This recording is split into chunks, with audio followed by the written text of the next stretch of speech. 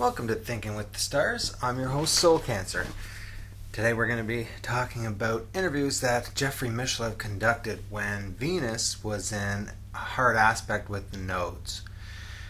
So just yesterday, Venus was in a square to the nodes. That was July 28th. The North Node is in Gemini, and the South Node's in Sagittarius. And so the North Node is in, Gemini in the 7th house, and the South Node is in Sagittarius in the 1st house. And Venus is in Virgo in the 10th house. So there were a few instances I found where Venus was square to the nodes or in conjunction or opposite to the nodes. And so these are the interviews we're going to be talking about. Like I say, it's Jeffrey Mishlev's new Thinking Aloud channel.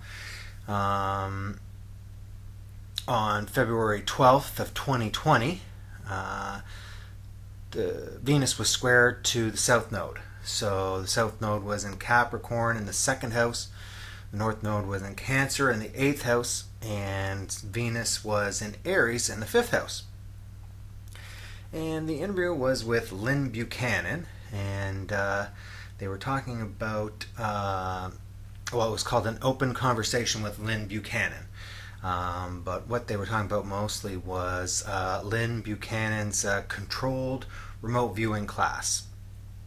And what he said, this is, I think it speaks to the potential of humanity, especially in terms of psychic abilities. The goal of remote viewing is, the goal of his controlled remote viewing. So controlled remote viewing was a type of remote viewing invented by Ingo Swann. And it was a methodology to tighten it up. And so what they've done is, if you join the school, they'll test you and they'll input your results in a database.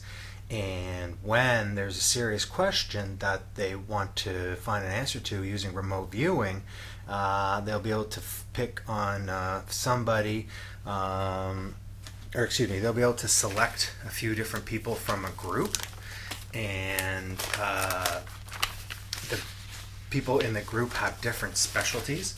Sorry, I'm going to look for the words there. The people in the group have different specialties in terms of their remote viewing skills. And then using that, they'll be able to kind of like get a composite image.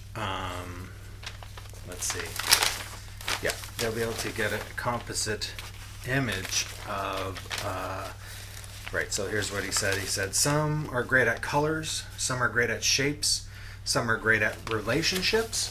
And so what they do is they assess people at their remote viewing school, controlled remote viewing school, and they input their strengths and their weaknesses into a database. And then, like I said, they get an answer that's a composite answer using certain people. They figure out what kind of details they're going to need, and then they'll conduct remote viewing sessions with individuals who are best at finding those sorts of details. And yes, they're only getting bits and pieces from each individual, but in a composite, they're able to find, with, he says, 90% accuracy, the answers that they're looking for. And so, speaking of the potential of human,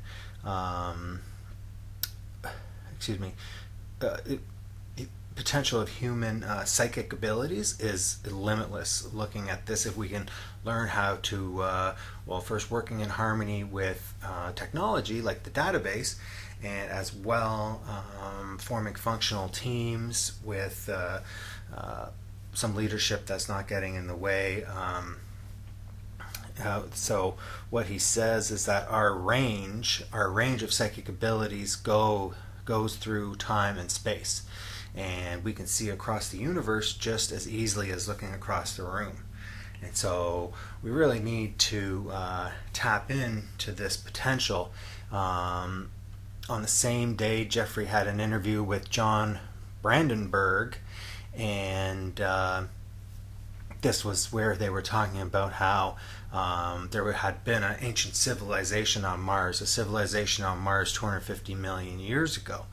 And what they were able to determine was that there was a dual nuclear explosion on Mars, which resulted in the permanent incapacity of Mars to sustain life. And the way they're able to surmise this, well, there's the face on Mars, and there was pyramids, so it seemed to be ruins of an ancient civilization. And then there are people who are skilled at looking at nuclear blast signatures. And so when they sampled the Earth on Mars, the only explanation that they had come up with was that two nuclear blasts had occurred in the sky. So it wasn't a case of the Martian people blowing themselves up, but they were exterminated, almost like a genocide. So this is why we're focusing on, or we're kind of put an emphasis on psychic abilities, human psychic abilities, and the best. If we're talking about a 90% success rate, controlled remote viewing is definitely something that we should be focusing on and looking into. Now, what they said is that yes, the fact that the Martians were exterminated or there was genocide committed against them. Now, it kind of backs up Lyn Buchanan's claim that there are even aliens that are homicidal towards Earthlings. They feel genocidal towards us. They don't like us very much. John Brandenberg, he calls the universe, he says it's a rough place. And Jeffrey Mishlove echoes that in earlier episode, an earlier interview he did on September 15th, 2018. And at this instance, the South Node was in Aquarius at the 8th house, and it was square to Venus. Venus was, I guess I don't have that handy. Yeah, Venus was in, okay, that makes sense. If the South Node was, right. The South Node was in Aquarius in the 8th house, and Venus was in Scorpio in the 5th house, and the North Node was in Leo in the 2nd house. And that was, like I said, September 15th, 2018. Jeffrey was talking with Joanna Harcourt-Smith, and the interview was called Lessons from the 1970s. And here Jeffrey said the Earth was a hideous place. And this was when they were talking about reconciling. Joanna had just kind of disclosed some information about how she had believed that child abuse was being used to create corporate executives who were devoid of compassion.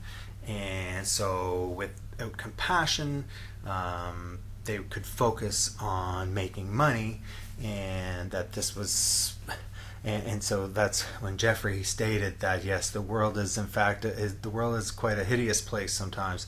Now this is distinct from much of the conversation where they were talking about oneness and oneness of the fact with LSD, using LSD. And so this is another conversation, January 8th, 2017, with a different individual, James Guy. And the interview was called Etheogens, Mind and Beyond. The South Node was conjunct with Venus in Pisces in the 11th house. and the conversations overlap, talking about how LSD and oneness. I think James Guy stated about LSD. He said, when you get the message, hang up. And Joanna was really looked at that.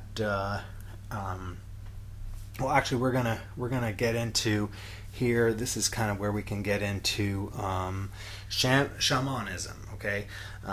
Because and I'll need to right. So here's my article that I found online, and I was able to print it off.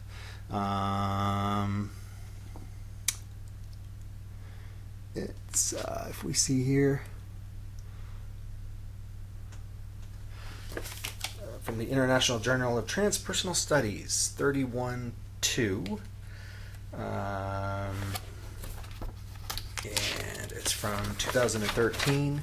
The gentleman's name is Michael Winkelmann.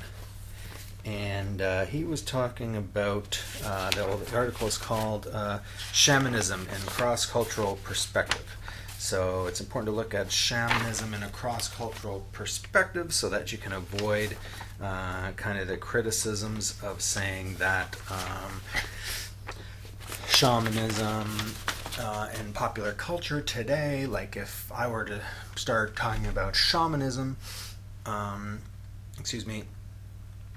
I were to stop talking about shamanism, if I were to start talking about shamanism, I could be accused of some cultural appropriation, or even looking at like colonialism, imperialism, and taking this concept of shamanism and really turning it against the people who it's intended to help. So we're looking at it from a cross-cultural perspective.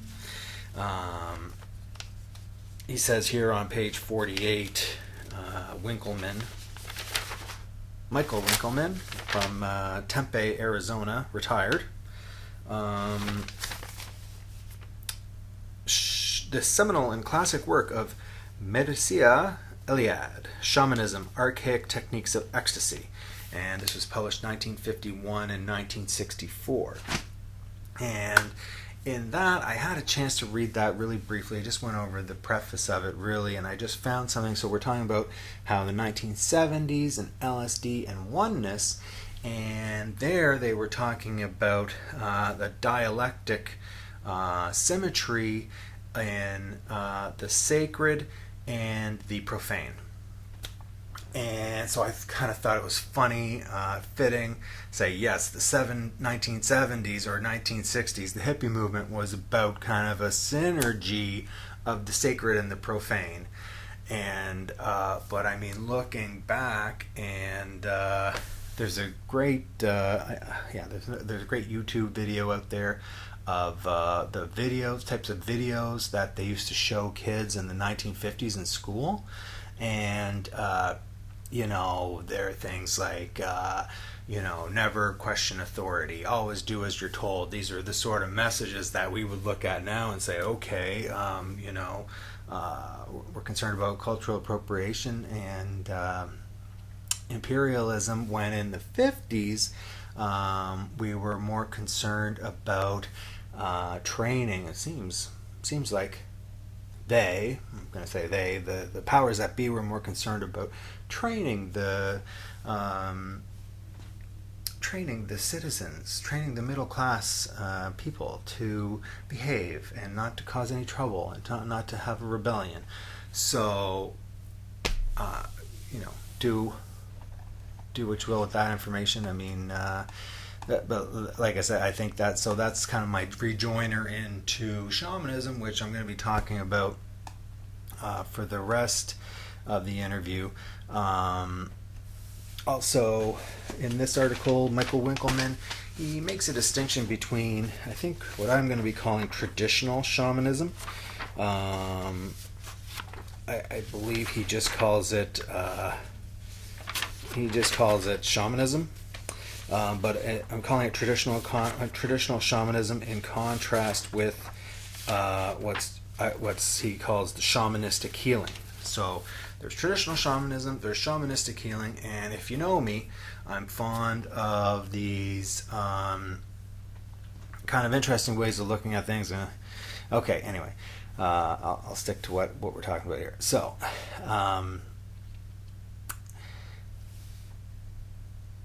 the scientific way of looking at it, and I think shamanism, we can say, is not a scientific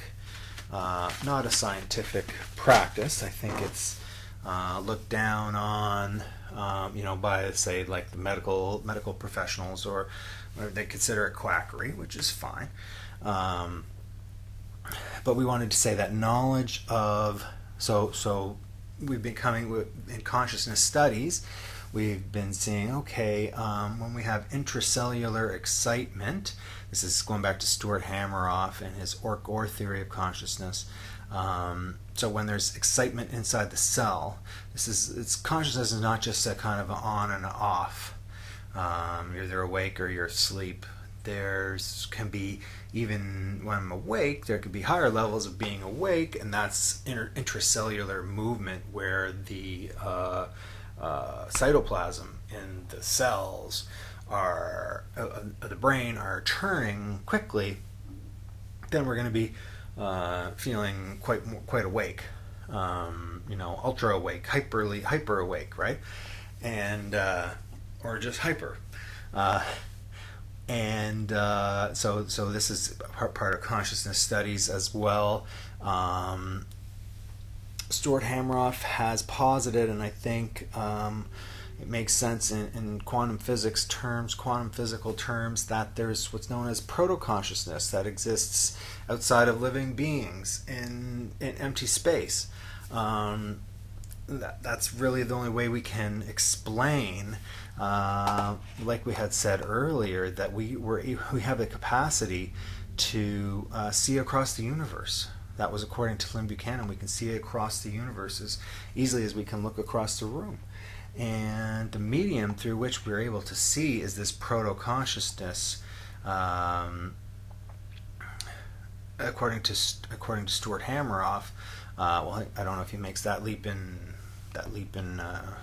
reasoning, but really it's one of the only things, like, if we're looking at all the phenomena, proto-consciousness is a good fit for explaining lots of unexplainable phenomena with the apparatus that science provides us. So my position is here that dissecting the way we understand conscious experience and unconscious experience, and I think quantum physics really backs this up, that the bilocation and quantum entanglement, that it doesn't make sense to try to dissect the way we understand consciousness and unconsciousness, because there's different players there, entropy, for instance, information theory. So I would say that when we consciously examine our consciousness, we're doing so at the expense of what our consciousness is limited to perceiving. And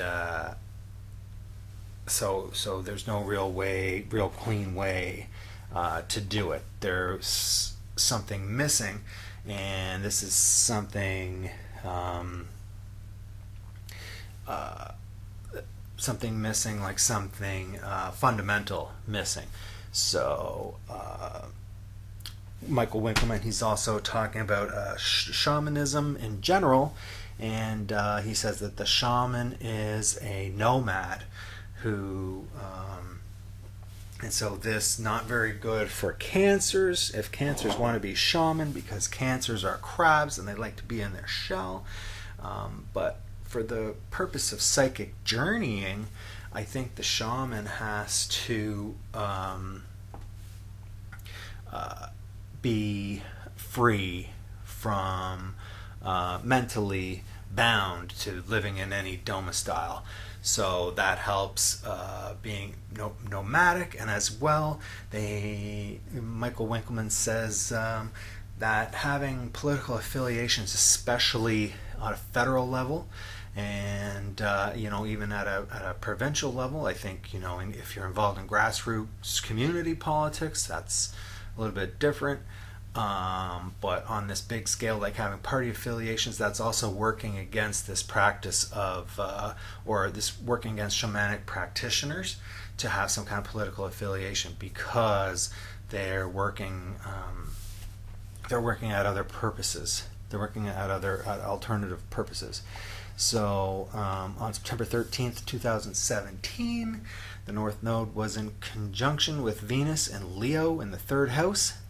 And Charles Tramont was interviewed by Jeffrey Mishlove, and it was called From Medicine to Metaphysics, Part 1 and 2. So like I said, September 13th, 2017, and this is the process of shamanic healing,